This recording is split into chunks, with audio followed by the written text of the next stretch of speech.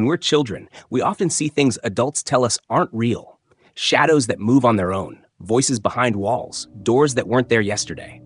We grow up and tell ourselves it was imagination, that our minds just played tricks on us.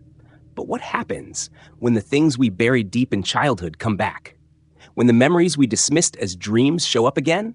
This time, undeniable and terrifying? Tonight, we're stepping into the darkest corners of memory. These are 4 true stories where forgotten fears returned in adulthood, bringing with them a truth far worse than anyone expected. Story 1. The Girl in the Hedge Maze. When I was 6 years old, my grandparents took me to stay at their summer estate in the English countryside. It was a sprawling, weather-worn property, the kind that smelled of old books, tea leaves, and something more ancient lingering just below the surface. I remember the creaky staircase, the foxes in the woods, and most vividly, the hedge maze behind the garden. It wasn't an amusement maze. It was old. Overgrown in parts, nearly 10 feet tall in others. The gardeners had tried to trim it back, but even as a child, I sensed something wild in the way the hedge grew, too stubborn, too alive. I wasn't allowed inside without adult supervision, but that summer I snuck in once, chasing a white butterfly. What I found inside haunted me for years, though no one ever believed me. I was playing with a stick I'd turned into a wand, poking at the dirt, pretending I was a wizard, when I heard humming. Soft, melodic, and strangely familiar. I followed the sound deeper into the maze, taking turn after turn until I reached a dead end. And that's when I saw her. A girl, about my age, maybe slightly older. She wore a pale dress, stained with green smears from the hedge. Her feet were bare and muddy, her long dark hair tangled like she'd been living in the garden. She was sitting on the ground, humming a tune that made my skin crawl, not because it was scary, but because I knew it. It was a lullaby my mother used to sing to me when I was a baby, one that had never been recorded or written down. I asked her name, but she didn't respond. She just smiled, a slow, crooked smile that didn't quite reach her eyes. Then she said something I'll never forget. "You got out last time, but not again." I turned and ran. I don't remember how I found my way out of the maze, but I stumbled into the garden sobbing. My grandmother scolded me for sneaking in. I told her about the girl, but she just smiled, patting my head and saying the maze had been empty for years. Still, that night, she locked the doors and windows tight and lit candles I'd never seen her use before. I never went back to the estate. We stopped visiting after that summer. My grandparents sold the property a few years later and moved into a retirement home closer to the city. I grew up, and for a while, the memory of that day drifted into the fog of childhood. I convinced myself it had been a dream or maybe a confused imagination. That is, until 3 months ago, when my job brought me back to the area for a real estate photography project. Out of curiosity, or some deeper, irrational pull, I tracked down the estate. It had changed hands several times. Now it stood abandoned, tangled in ivy and neglect. But the hedge maze was still there. I told myself I'd just walk around the edge. Just take a few photos, document what was left of the old place. But then I saw it. A small path, freshly cleared, leading into the maze. And beyond it, that same tune, soft humming, rising on the breeze.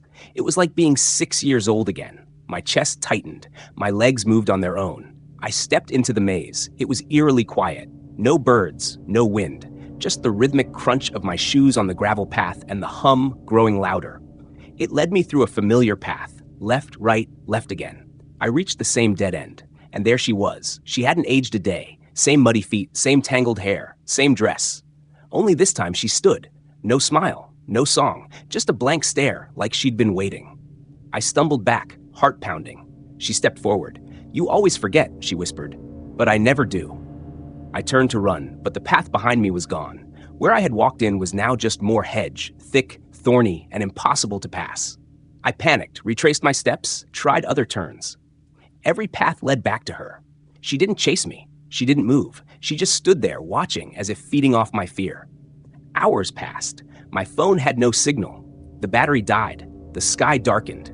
Eventually, I collapsed from exhaustion near the center of the maze. I must have passed out, because when I opened my eyes, it was morning. I was lying just outside the maze, on the gravel, facing the garden. No sign of the girl. No footprints. But in my jacket pocket was a single black and white photo. Me as a child, standing in the maze. The girl was beside me, holding my hand. That photo does not exist in any family album. I never showed it to anyone. I deleted the pictures I'd taken of the estate, and I've avoided all hedge mazes ever since. Sometimes at night, I still hear the humming, and sometimes I dream I'm in the maze again. But the scariest part? In the dream, I'm the one humming. Story 2, The Yellow Door. When I was 9, we moved into a house that everyone in the neighborhood called the Fixer-Upper. My dad, ever the optimist, said it had great bones, and my mom fell in love with the garden. But even at that age, I could tell something was off. It wasn't the peeling paint or the creaky floors. It was the door in the basement. The house was a split level, and the basement was mostly unfinished. There were exposed pipes, a rusted water heater, and one single bare bulb that cast more shadows than light. And at the far end of the room, partially hidden behind a leaning shelf, was a narrow door painted a strange faded yellow. Not mustard, not sunflower. It was the exact color of a bruise a few days old. The first time I saw it, I asked my mom where it led. She said she didn't know. My dad told me it was probably a storage nook or an old coal chute. But when he tried to open it, the knob wouldn't budge. He gave it a few good yanks, then shrugged and said, "Painted shut, probably." Then he laughed and added, "Guess the house wants its secrets." I didn't laugh. Over the next few months, we settled in. I made new friends. School kept me busy. But I never stopped thinking about the yellow door. Every time I went down to the basement to do laundry or grab something from the freezer, I could feel it. Watching. Waiting. Then the knocking started. Soft at first. Just a faint tap, tap, tap that I could barely hear over the washing machine. But soon it got louder and more frequent. Always 3 knocks. Always from the yellow door. I told my parents. They brushed it off. Old pipes, they said. The house settling. My imagination. So one Saturday afternoon, I went down there with a flashlight and a camera. I waited. I listened, and after about 10 minutes, I heard it. Knock, knock, knock. I held my breath and aimed the camera at the door. Then I did something incredibly stupid. I knocked back. 3 times. Nothing happened at first, just silence. Then knock, knock, knock. But this time it was louder, closer. I backed up. My flashlight flickered. And just before I ran upstairs, I thought I saw something move under the door. A shadow. A foot. I couldn't be sure. I showed my parents the video. The knocks were clear, but when my dad went down to check, he came back up shaking his head. "Still sealed tight," he said. "No way anything's behind it." I tried to let it go. I really did. But then I started dreaming about the door. In the dream, I'd be standing in the basement, staring at it. The knob would turn slowly, and the door would creak open, just a few inches. And something behind it would whisper my name every single night. One morning, after another night of the dream, I woke up with dirt under my fingernails. My feet were cold. My sheets were muddy. When my mom found me sleepwalking at the top of the basement stairs the next night, she started to take it more seriously. They put a lock on the basement door. I wasn't allowed down there anymore. And for a while, things got better. The dreams stopped. The knocking faded. The house felt normal. Until my 12th birthday. That night, after cake and presents and laughter, I woke up around 2 a.m. to the sound of knocking. But this time, it wasn't coming from the basement. It was coming from inside my closet. I froze. My heart was hammering so hard I thought it would explode. The knocks came again. 3 slow raps. I wanted to scream, but I couldn't move. Then the doorknob to my closet began to turn. I don't remember getting out of bed. I don't remember running, but somehow I ended up in my parents' room, sobbing. My dad grabbed a bat and checked every corner of my room. My closet was empty, the window locked. But the strangest part? At the back of my closet, behind some boxes, was a small rectangle of yellow painted wood. The yellow door. It had followed me. That night, we left the house. We stayed at a hotel while my parents argued about what to do. My dad wanted to chalk it up to stress and hormones. My mom wasn't so sure. She called a local priest. He came to the house and walked through each room with a look of concern. When he reached the basement, he paused in front of the yellow door for a long time. "Some things aren't meant to be opened," he said quietly. We moved out a week later. For years, I thought I'd imagined it all, that maybe I'd had some kind of breakdown. But 2 months ago, I got a Facebook message from a girl named Lindsay who had just moved into our old house with her fiancé. She found me through a neighborhood group and said she had a question. Did you ever notice anything weird with the door in the basement? My stomach dropped. I asked her to describe it. Kind of a sick yellow? Won't open? We keep hearing knocking from it at night. My fiancé says it's rats, but I don't know. Last night I had a dream it opened, and someone inside said your name. She hasn't responded to my messages since. I don't think she lives there anymore. Story 3, the blanket game. When I was 6 years old, my older brother Evan invented a game called the blanket game. It was simple. One of us would hide under a big quilt in the living room, and the other would walk around pretending to be a monster, calling out creepy things like, "I can smell your fear," or "I'm going to find you." The one under the blanket had to stay quiet, completely still. If you moved, the monster would get you. It was scary but fun, the kind of fear that makes you laugh when it's over. We played it every day after school, just the two of us. Our parents both worked late, so it was usually hours before we heard the garage door rumble open. The blanket game passed the time and, in a weird way, made me feel safe. Until the day something else started playing with us. It started with Evan's voice, or rather, almost Evan's voice. I was under the blanket, heart pounding, listening to the heavy steps of the monster circle around me. The quilt was thick, so I couldn't see anything, only hear. "I know you're in there," Evan said. I giggled. I always giggled. That was my fatal flaw. Silence. Then, "You smell different today." That wasn't part of the game. I peeked out from under the quilt. The living room was empty. I blinked, confused, then heard the toilet flush down the hall. Evan walked out of the bathroom, drying his hands on his shirt. "Hey," he said. "You hiding already?" I didn't even count. I told him what I'd heard. He laughed at first. Then he stopped. "I didn't say that," he said slowly. "I wasn't even in the room." We didn't play the blanket game for a few days after that, but boredom always wins with kids. The following week, Evan convinced me it had just been my imagination. Maybe the sound of the toilet echoed, or I was dreaming. So we played again, and again. Everything seemed fine. Until I hid under the blanket one day and heard 2 sets of footsteps. One was heavy, thumping slowly around the room like before.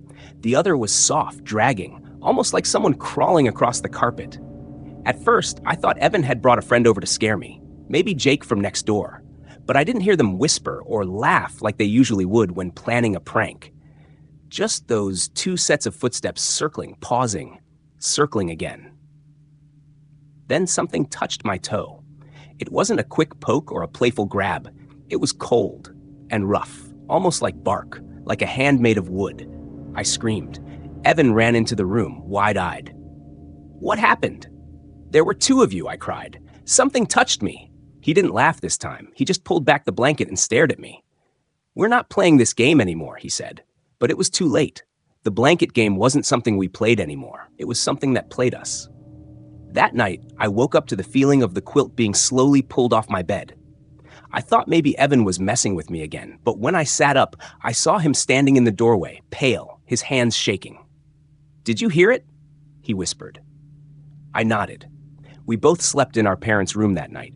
We told them we had nightmares. They didn't ask questions. The game followed us even there.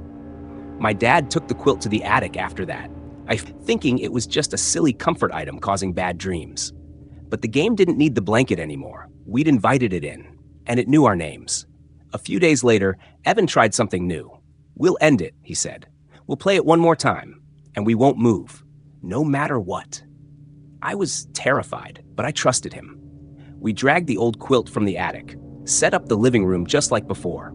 I crawled under, my heart pounding like a drum. Evan walked around me, doing the usual monster lines. "I see you. I hear your breath." Then his voice trailed off, and I heard a second voice say, "So do I."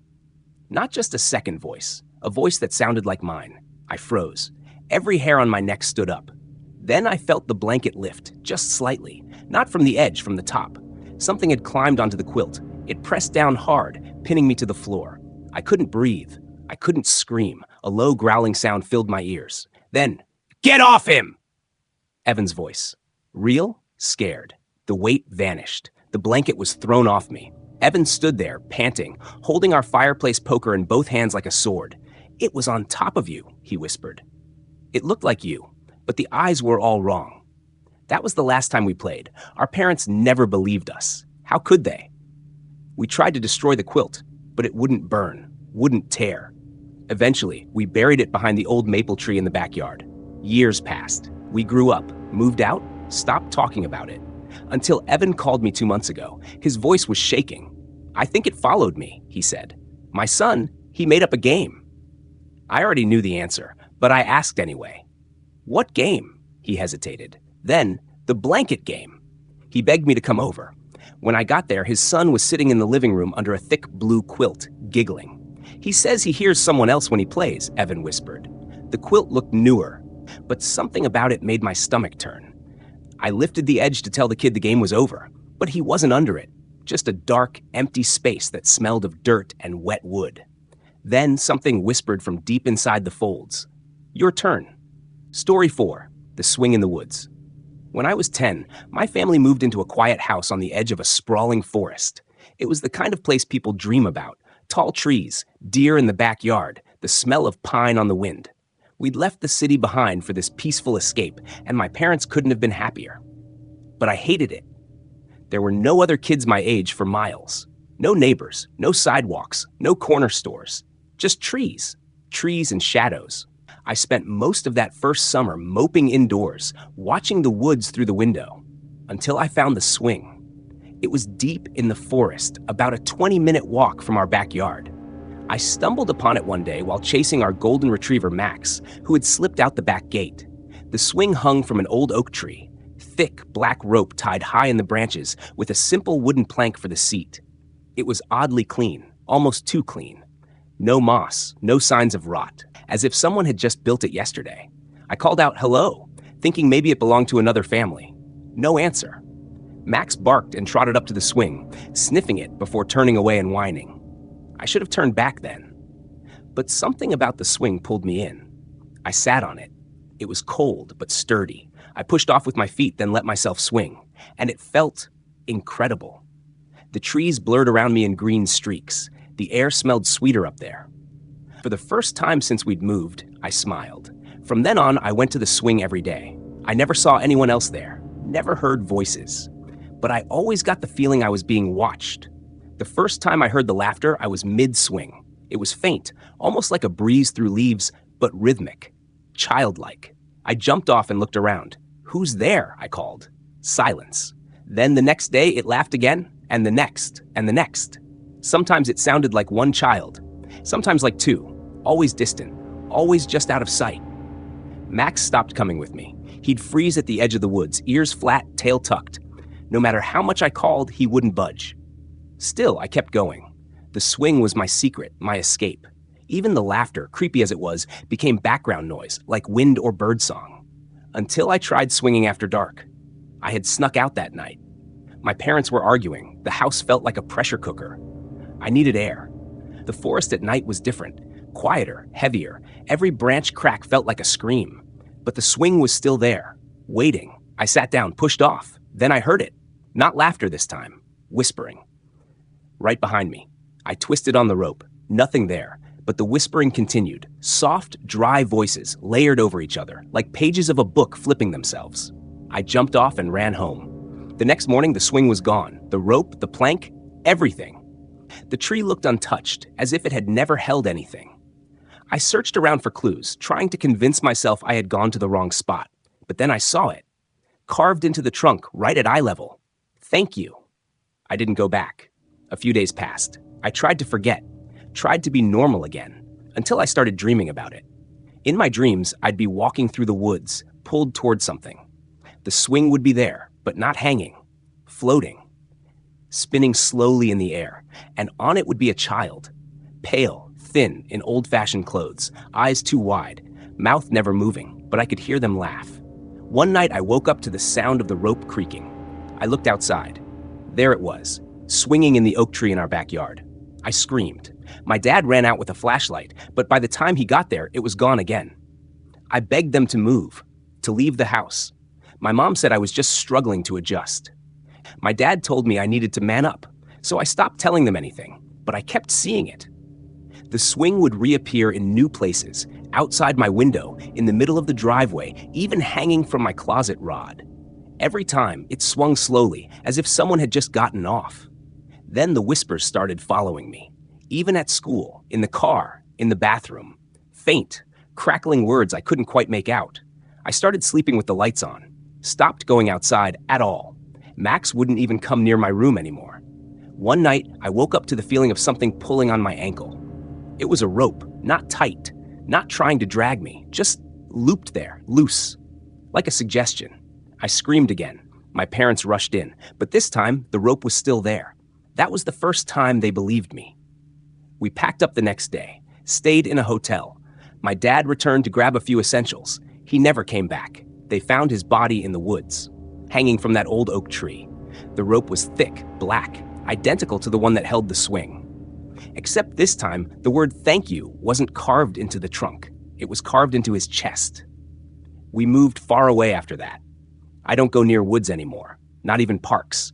I see swings and get cold all over. But last week, I got a letter, no return address. Inside was a photo. It was of my old backyard. The swing was back. And this time there were two figures sitting on it, waiting. Some childhood memories are meant to fade. The scraped knees, the imaginary friends, the things we dismissed as nightmares. But every so often, something slips through the cracks. A sound, a shadow, a face we thought we'd never see again. And when those forgotten pieces claw their way back into our adult lives, they don't come quietly. They come with the weight of everything we never understood.